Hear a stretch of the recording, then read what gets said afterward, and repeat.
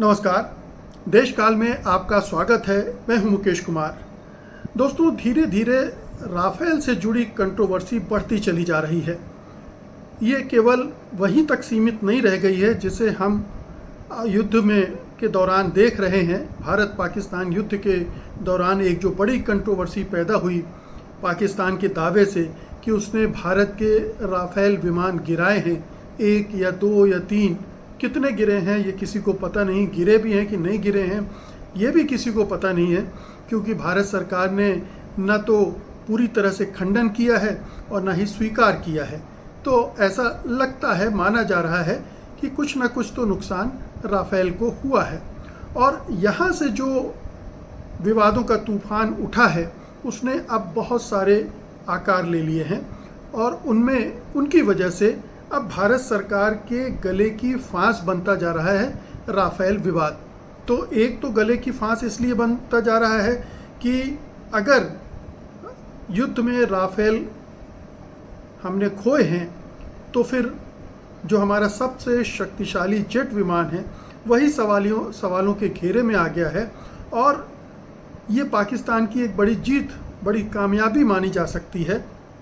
और जो चीनी हथियार वो इस्तेमाल कर रहा है, चाहे वो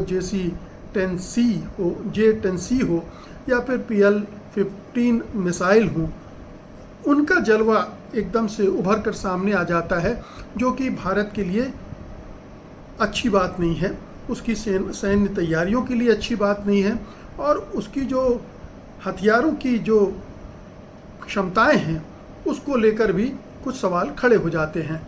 तो ये तो एक कंट्रोवर्सी थी जो भारत पाक युद्ध के दौरान खड़ी हुई और उसमें भारत सरकार फंसी हुई है।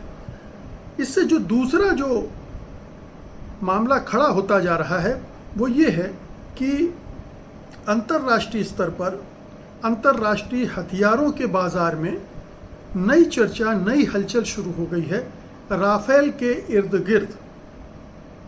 ये चर्चा इसलिए शुरू हुई है, जैसा मैंने कहा, कि भारत पाकिस्तान युद्ध में क्या चीनी विमान और मिसाइल इतने घातक सिद्ध हुए हैं, इतने कामयाब सिद्ध हुए हैं कि उसने राफेल के ऊपर बड़ा सवालिया निशान लगा दिया है।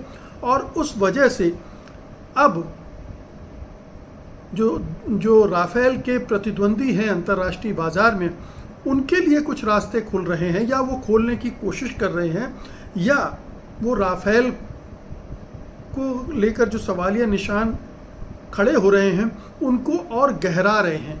राफेल के खिलाफ एक प्रचार अभियान शुरू कर रहे हैं। जितने भी जेट विमान बनाने वाली कंपनियां हैं उन्होंने मोर्चा खोल दिया है।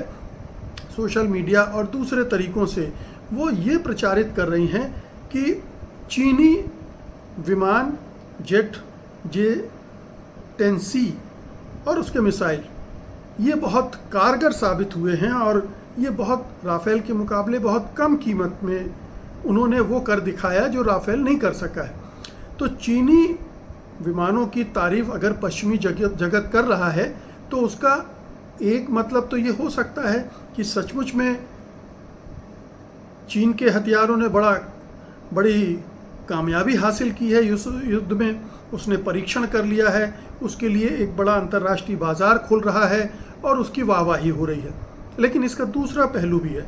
दूसरा पहलू ये है कि जो अंतर्राष्ट्रीय बाज़ार में जो दावेदार हैं, जो पिछली बार राफेल के मुकाबले हार गए थे, वो अब अपने लिए रास्ते खुलते हुए देख रहे हैं और वो तमाम जो कंपनियां हैं वो लगातार राफेल की छवि को कमज़ोर करने की कोशिश कर रही हैं। राफेल को ये बताने की कोशिश कर रहे हैं कि वो चीनी हथियारों के सामने नहीं टिक पाया है और अब भारत को दूसरे विकल्पों पर विचार करना चाहिए। तो ये एक खेल शुरू हो गया है। अब थोड़ा सा इस प्रतिस्पर्धा को भी समझ लीजिए। जो अंतर्राष्ट्रीय बाज़ार है फाइटर जेट का और दूसरे हथियारों का, मिसाइल वगैरह का, उसमें जो सबसे कड़ी स्पर्धा है राफेल, जो फ्रांस की डसाल्ट एविएशन बनाती है कंपनी, उसके सामने अमेरिका के F-16 और F-35 विमान हैं। आपको याद होगा अभी जब हमारे प्रधानमंत्री मोदी जी भागे भागे ट्रंप के दरबार में हाज़िरी लगाने गए थे और वहाँ ट्रंप ने उनको तरह तरह से डपटा भी था। इसी बीच में उन्होंने ये भी कहा था कि भारत हमसे F-16 F-35 विमान खरीद सकता है, और इन विमानों को अमेरिकी विशेषज्ञ ही अब बताते हैं कि ये कूड़ा हो चुका है। खुद एलन मस्क ने कहा था कि हमारे ये जो विमान हैं F-16 F-35 ये कूड़ा है, डस्टबिन में डालने लायक हैं। तो डोनाल्ड ट्रंप अब वो भारत के मत्थे मढ़ना चाहते हैं। उसके लिए एक रास्ता अगर खोज रहे हों कि राफेल रास्ते से हटे तो फिर हम घुसें, और उसकी तैयारियां वहाँ चल रही हैं। जो कंपनी दूसरी हैं जो इस प्रतिस्पर्धा में हैं वो रूस की हैं, सुखोई 35, मिग 35। सुखोई हमारे ऑलरेडी हमारे सेना का हिस्सा हैं, और वो भी 4.5 और 5th जनरेशन के फाइटर जेट हैं, तो उनके लिए भी रास्ता खुल रहा है। चीनी J-10C के लिए भी रास्ता खुलता है, लेकिन भारत जो अपने को शत्रु मानता है, चीन को शत्रु के रूप में देखता है, उससे क्या हथियार खरीदेगा, ये रिस्क लेगा क्या? और चीन जो पाकिस्तान को भी वही हथियार दे रहा है, तो क्या ये दोहरी रिस्क नहीं हो जाएगी कि आप पाकिस्तान के सामने भी एक्सपोज हो जाएं कि सारी टेक्नोलॉजी उसको भी पता है और सब कुछ उसके सामने एक्सपोज हो जाएगा? तो ये एक सवाल खड़ा होता है चाइनीज़ हथियार खरीदने के मामले में। हालांकि इसके दूसरे तर्क भी हो सकते हैं कि अगर आप बड़े खरीदार हैं, मैं भी आपको बताऊंगा कि भारत दुनिया का हथियार के खरीदने में सबसे अव्वल देश है, सबसे आगे है। अभी पिछले 1 साल से यूक्रेन नंबर 1 हो गया है क्योंकि वहाँ जंग चल रही है, अन्यथा पिछले कई सालों से भारत सबसे ज़्यादा हथियार खरीदने वाले देशों में से है। उसके आंकड़े भी मैं अभी दूंगा। इसके बाद यूरोप की जो स्वीडन की एक कंपनी है साब, जिसका फाइटर जेट है ग्रिपेन, वो भी इस दौड़ में शामिल है। यहाँ एक चीज़ और बता दूं कि Bharat multi role fighter aircraft कार्यक्रम के तहत 114 नए लड़ाकू विमानों की खरीद की योजना बना रहा है। अब 114 लड़ाकू विमान खरीदे जाएंगे, ये इतना बड़ा बजट, इतना बड़ा अवसर है फाइटर जेट बनाने वालों के लिए कि वो इस मौके को गंवाना नहीं चाहते हैं। और ये जेट बनाने वाली कंपनियों के लिए एक बड़ी मौका है। और स्वीडन की जो साब है ग्रिपेन EF, उसने पेशकश भी कर डाली है। अमेरिका की जो कंपनी है लॉकहीड मार्टिन, उसने F-21 का प्रस्ताव भी रख दिया है। तो ये आप देख रहे हैं कि हथियारों का बाजार कैसे एक्टिव हो गया है भारत पाक के युद्ध के बाद से, और ये भारत पर अब एकदम से दबाव बढ़ने वाला था। अमेरिका ट्रंप का दबाव तो बढ़ ही रहा है, वो तो भारत पर दबाव बना ही रहे हैं कि आप हमारे F-16 F-21 F-35 इनमें से खरीदिए, जो कि एलन मस्क कूड़ा बता रहे हैं। ये दबाव वहाँ से आ रहा है। अब राफेल अगर सवालों के घेरे में है तो दूसरी कंपनियां भी दबाव डालेंगी कि हमको भी आजमाइए, हमको भी मौका दीजिए। तो एक तरह से भारत के ऊपर और दबाव बढ़ने वाला है। तो ये तो एक पक्ष हुआ। अब हम इसके दूसरे पक्ष पर जाते हैं कि जो मैंने आपसे अभी कहा था कि ये जो बजट का मामला है कि भारत दुनिया के सबसे बड़े हथियार खरीदकर्ताओं में से एक है, क्रेताओं में से एक है। 2020 से 2024 के बीच यूक्रेन सबसे बड़ा हथियार का वो बन गया, लेकिन भारत इस अवधि में दूसरे स्थान पर। उसके पहले वो नंबर 1 था। 2015 से 2019 के बीच में भारत जो था वो नंबर 1 पे था, और 2020 से 24 में वो दूसरे स्थान पर। बल्कि यूँ कहना चाहिए कि भारत तो 1993 से लेकर 2023 तक दुनिया का सबसे बड़ा हथियार आयातक था, लेकिन 2022 से 2024 के बीच जब इसका आकलन हुआ तो यूक्रेन आगे निकल गया।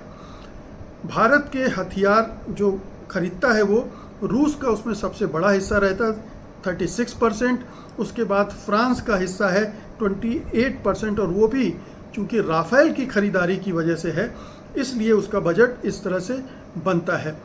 भारत का रक्षा बजट भी लगातार बढ़ता रहा है। 2019 से 23 के बीच में भारत का हथियार आयात 4.7% बढ़ा और पिछले 3-4 सालों में उसमें कमी आई है, लेकिन एक बार फिर से भारत के रक्षा बजट में बढ़ोतरी देखी जा रही है।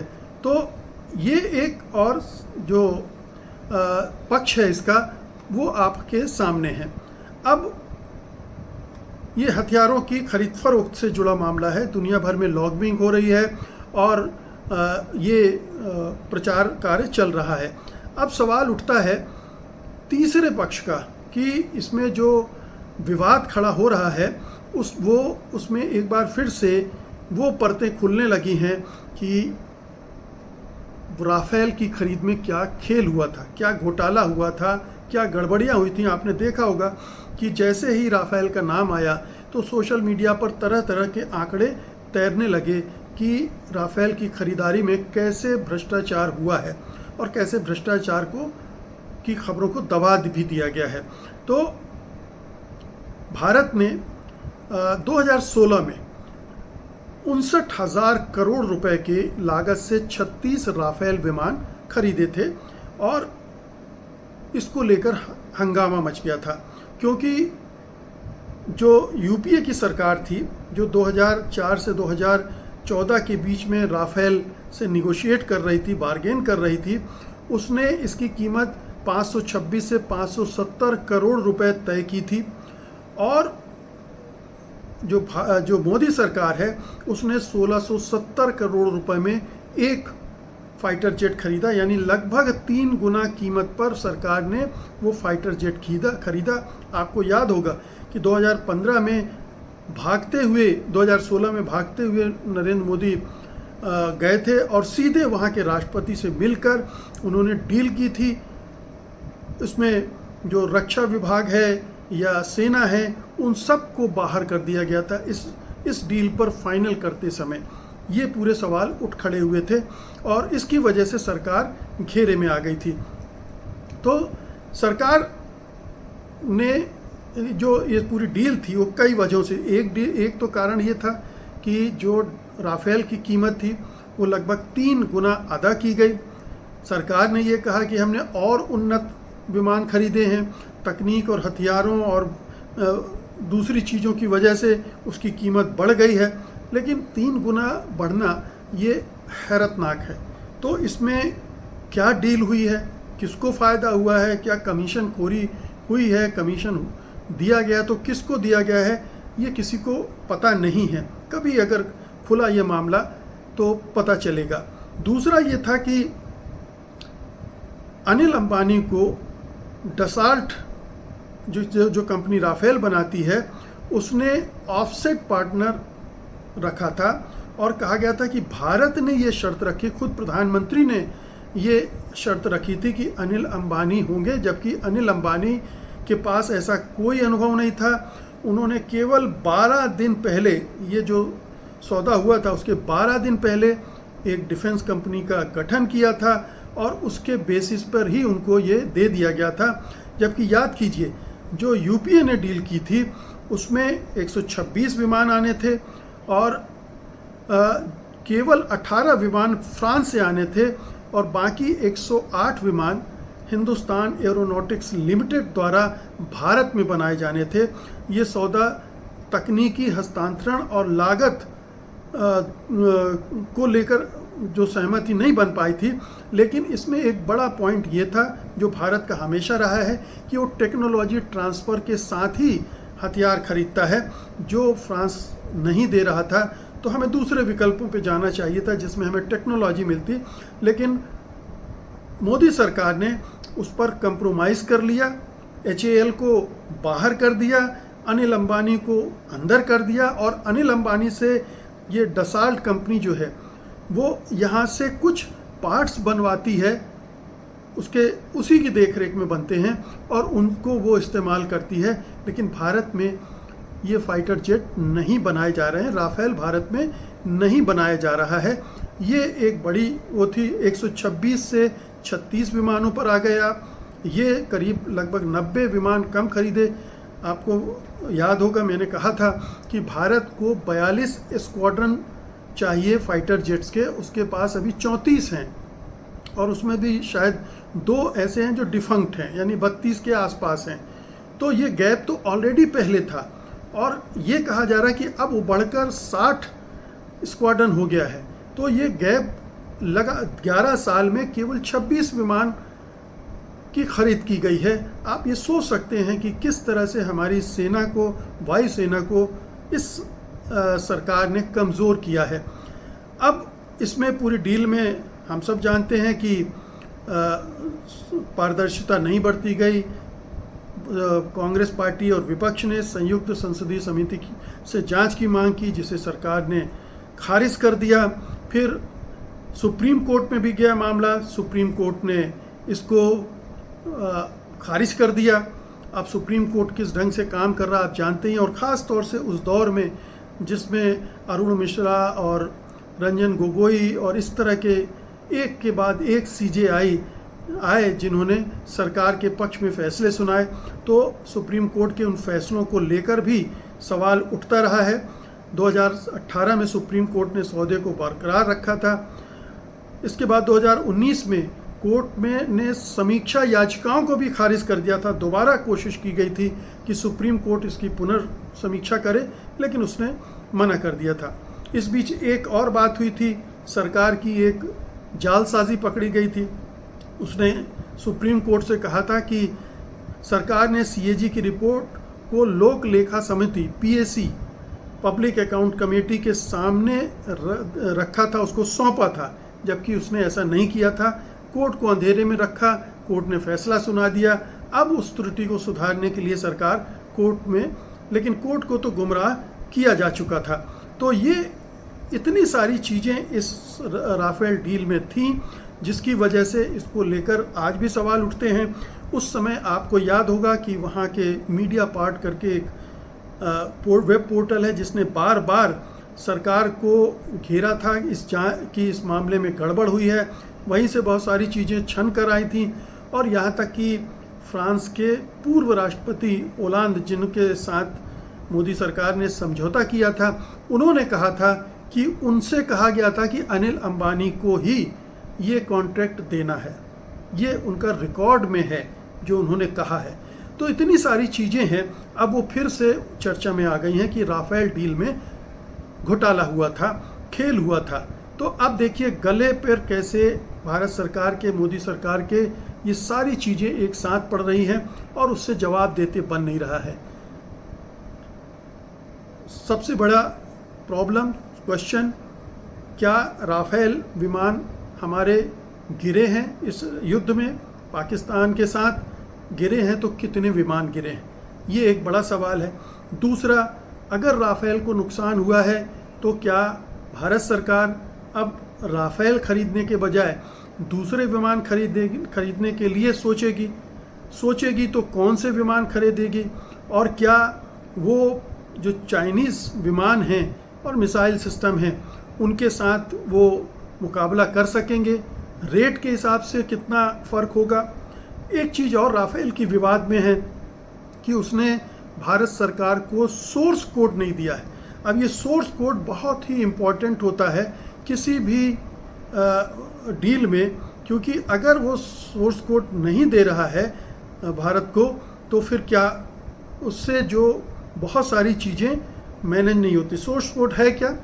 सोर्स कोड किसी सॉफ्टवेयर सिस्टम, जैसे राफेल के अंदर रडार है, मिशन कंप्यूटर है या इलेक्ट्रॉनिक वारफेयर सिस्टम लगे हैं, उनकी जो मूल प्रोग्रामिंग कोड होती है और जो इसके संचालन और रखरखाव के लिए ज़रूरी होता है वो होता है।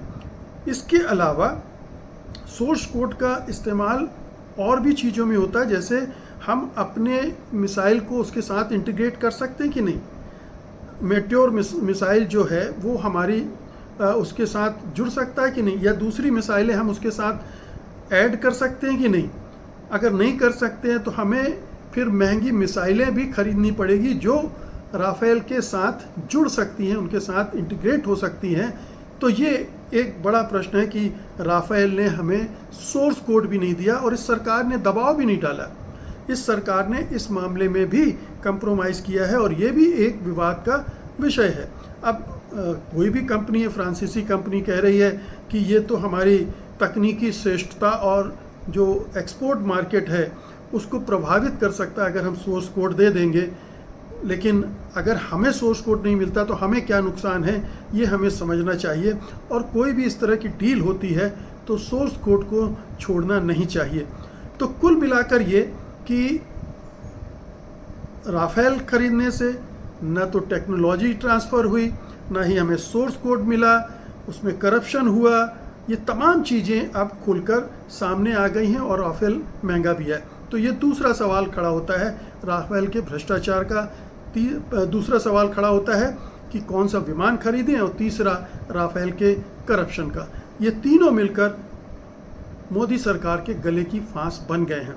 और राहुल गांधी जिस तरह से ये प्रश्न उठा रहे हैं कि कितने राफेल गिरे, आप बताइए, ये गिरने भर का मामला नहीं है।